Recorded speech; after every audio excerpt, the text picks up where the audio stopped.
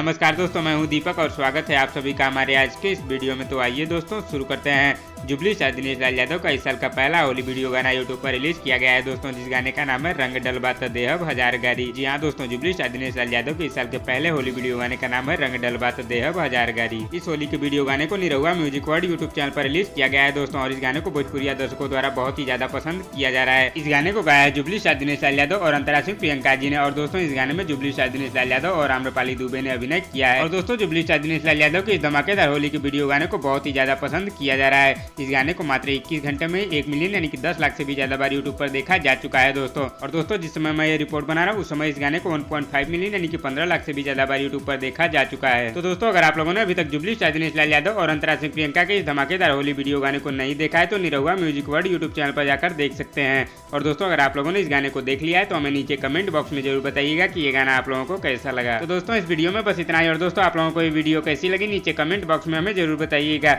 और वीडियो पसंद आए तो लाइक करिए और इसी तरह की चटपटी खबरों की डेली अपडेट के लिए हमारे यूट्यूब चैनल को भी सब्सक्राइब कर लीजिए। धन्यवाद दोस्तों।